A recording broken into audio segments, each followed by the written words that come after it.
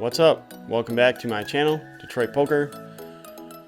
This is episode 5 of my video series on how to beat 1-2 no limit hold'em for beginners, losing players, and break-even players.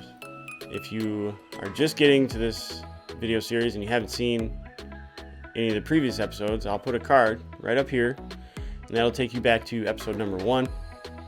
And the other previous episodes I will list down in the video description below.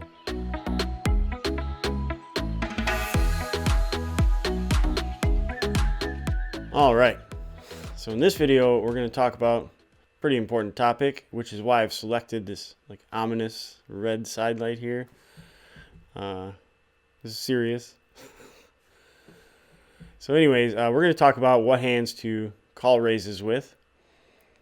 And before we even get started with that, I just want to kind of like put this out there that like we're not trying to call raises a lot. We're not trying to be like calling off at 1-2 games. Like in general, we want to be the people that are doing the raising.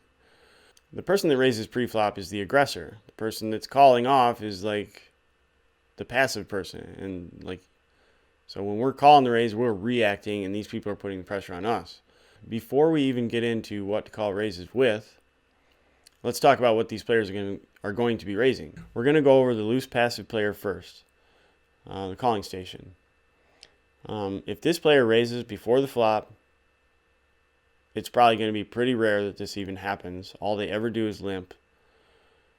So I don't even think I should have to tell you this, but they are going to have the nuts, like aces and kings, maybe queens. Loose passive players probably don't even raise ace-king. They just limp call that, but once in a while, I guess maybe they'll raise ace-king. So that's their range, queens plus. Count on it. If this guy's sitting there limp calling for 3 hours and then he raises, even if it's only like $8 or $10, that's what he has, queens plus. Now the nit, the tight passes, probably going to have a little bit looser of a range that they would raise with, in my opinion. They may raise like jacks or better, ace-king, offsuit or suited, maybe ace-queen suited. That's probably going to be about the range that a nit would have. I mean, it's pretty similar, but it's a little bit wider than calling station's raising range. We'll go over the loose aggressive players later. So if you're going to be calling a raise from either of these player types or an unknown player, if you're sitting with an unknown player, you're kind of just going to group them into this kind of range. Like at a 1-2 table, if you don't know anyone and you're just sitting down and somebody's raising, just assume that they have a really good hand.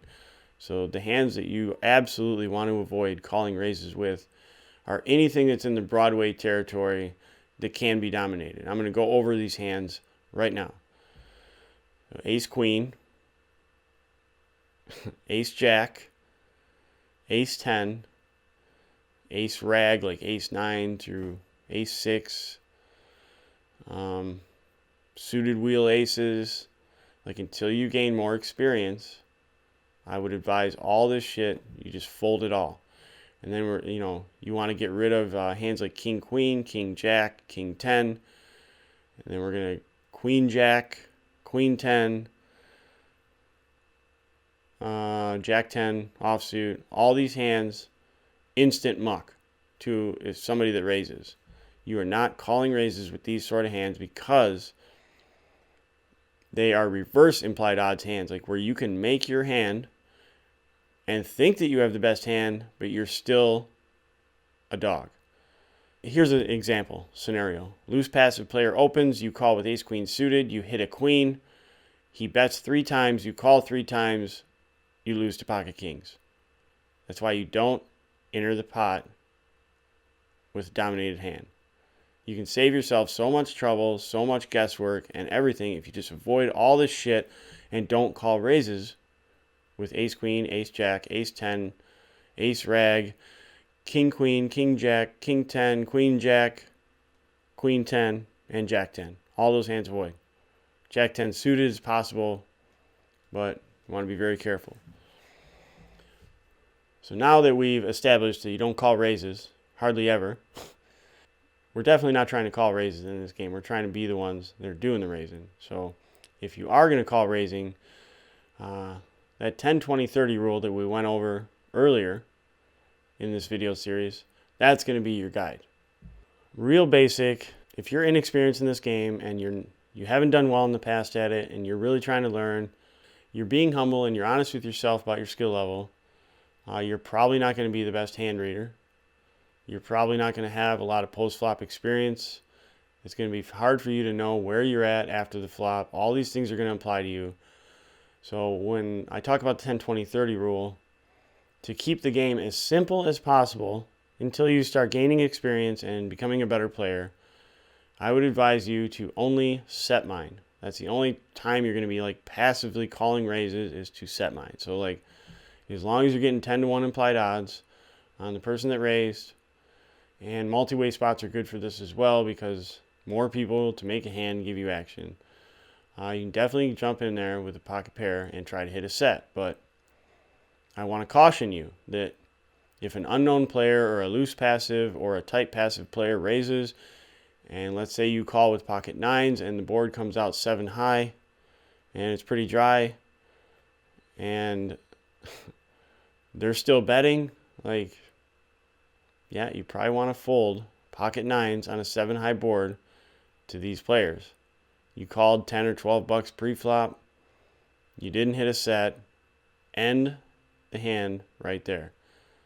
Yes, I would advise you fold an overpair to these players that raise because they are not going to show up with bluffs. Very treacherous territory. When you're calling to hit a set, no set, just get out of there. Can't stress it enough.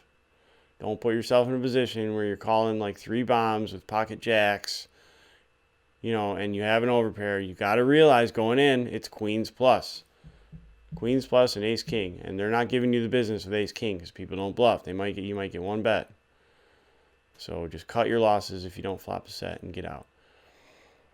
As for the 20-1 and 30-1 rule, you can play suited connectors, and I would probably say like Jack 10 suited would be the highest of the suited connectors that you could play, and that's kind of like even borderline. But Jack 10 suited, 9-10 suited, 8-9, 7-8, 6-7. You could play those suited connectors, but for the sake of keeping the game simple, I would probably work up to that, calling raises with those sort of hands, because you're going to have more difficult decisions after the flop. Like you're going to be faced with where you might flop a straight draw, and you're going to have to know your stuff. You're going to have to know how to hand read. You're going to have to know the price that you're getting, or if it's good or bad. And I would just kind of avoid everything else but set mining until you gain experience. You got to learn how to play after the flop, and this is where you got to be humble and you got to be honest with yourself. Generally, I would probably err on the side of caution and only call raises to set mine at first. So now we'll talk about the loose aggressive player, the shitty lag and the good lag. Mostly probably what you're going to encounter is bad lags, and this is probably going to be on the weekend or random weeknights, and they will possibly be inebriated when you come across them. So I just want to say this real quickly. I assume most of you that are watching this video have not proven yourself at the poker table yet, so I'm going to also make another assumption to assume that your mental game is probably not very strong. So if you come across a loose aggressive guy and he's really loose and he's raising every hand and the table is like World War III, I mean, this is a really good game to be in. But if you're a beginner or break even, you don't really have a lot of poker experience, you might not be able to take losing to this guy. So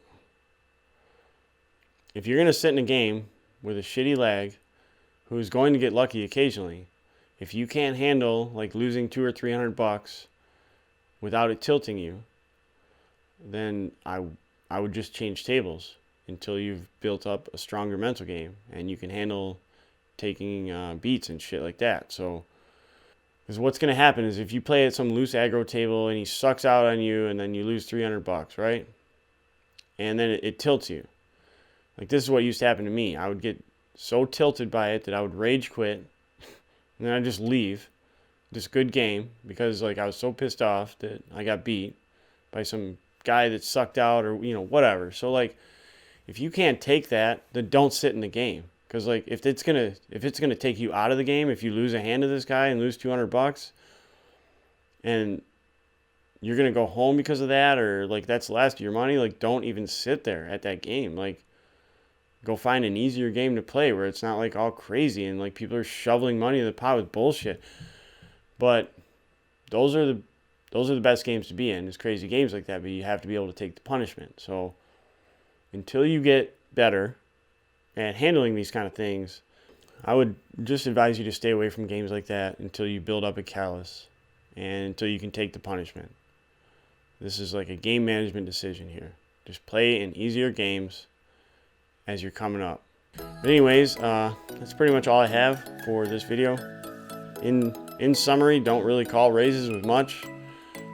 For beginners, just set mine only.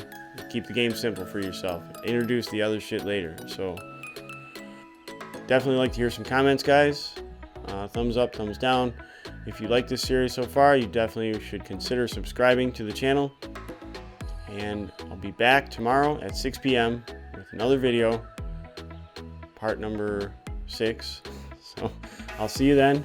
Take it easy, guys.